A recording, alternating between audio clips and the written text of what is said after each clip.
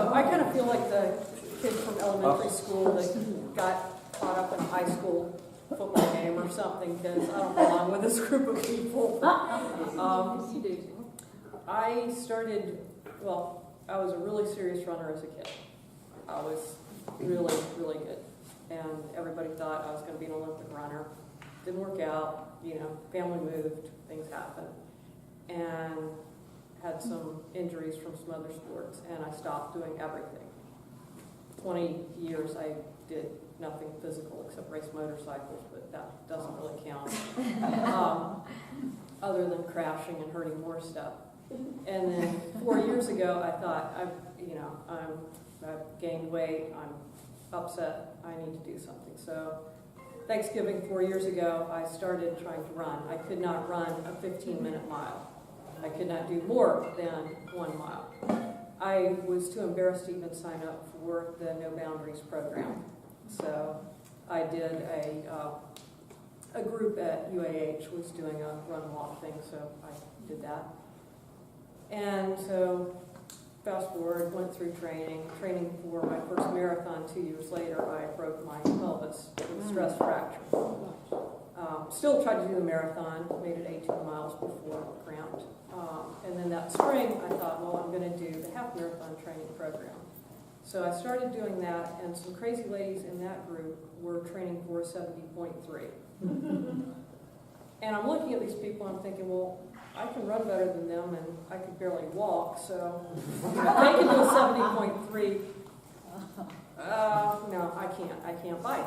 My knees won't let me bike. I could do a mile on a bike, and my knees would start hurting. And they kept convincing me, Karen and Jill and Donna and Stephanie, and they're just like trying to twist my arm. You can do this. You need to do a triathlon. I'm like, I can't do it. So we were out doing speed work one evening and running along the Greenway. Dink's running with me.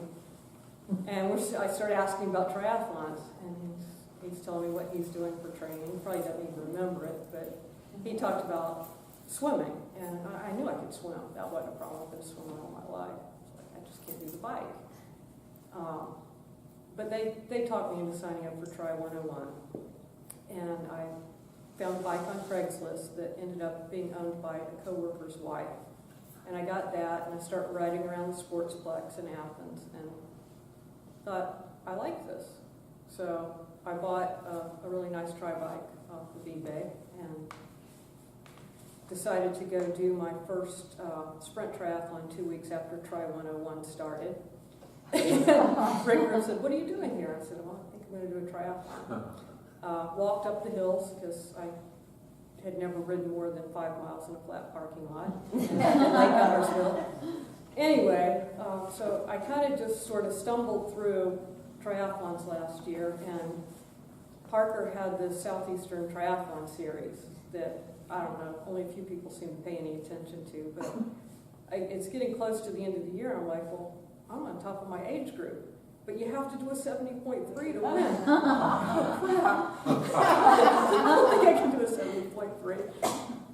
Yeah, maybe I can. I just have to finish it. So I signed up for Goose Pond, and I finished it in a little less than 8 hours.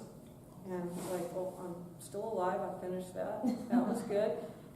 And at that point, even though I thought, there's no way, I thought 70.3 was just crazy, and Ironman was impossible. And I realized, I think at that point, it's like, well, I thought this was impossible, and I just did it. So all my friends were doing Chattanooga, or at least a lot of people I knew were doing Chattanooga, and I thought, well, let me sign up and just set a crazy goal. And so started cycling, got a cyclocross bike, got a training plan, did Gulf Coast Triathlon, and it absolutely sucked. I hated the flat because there were no downhills. But I did like 40 minutes faster than I did Goose Pond. And I thought, well, this is working. Anyway, I had like the Rainbows and Unicorns version of Ironman Chattanooga. Everything went perfectly. I didn't, beat 13 hours, but my goal was to finish before midnight.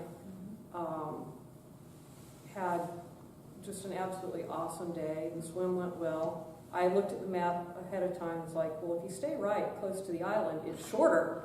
So I'm out there. I'm staying as close to the kayaks as I can. All these other people are going by the buoys. I'm like, this is straight. So I'm swimming out there. The kayaks are trying to push me back over, and I'm trying to push them back over. But it was fast. The bike was absolutely awesome. That was like the most fun bike course ever. And I knew I'd ridden over 100 miles once before I went there. It was Sunrise Century, which is the flattest century in this area. And so my whole mantra was, pedal when you have to, coast when you can. Nice. So I didn't get out of the big ring on the first loop because I couldn't make it shift. So I'm pushing up the hills, but luckily they weren't very bad. And then after I had my Red Bull and Snickers bar, it's like, oh, duh, you're pushing way too hard, and realized how to shift the front derailleur, and so had a much easier second loop. Got off the bike an hour and a bit before I thought I would finish. I mean, I was just hoping not to get pulled off the course on the bike, and was so relieved. Changed clothes, got out on the run, started doing the run walk, and was really happy. And then met my Sherpa, Karen, after in the little village right before halfway, and realized how late it was. I'm like, I'm just really tired. I had not been up after 8 o'clock all year. Seriously. Man, it's going to be really late. I just go to bed. But I still feel okay. So just kept going. Hitting the greenway that second time sucked. There was nothing. It was like Jack the Ripper could have been out there. The sprinklers were on, right? The last thing you want on a marathon is wet feet, and the sprinklers were on. But made it through that, hit the hills again, and the crowds were still awesome on the hills. And just had a great time, great finish.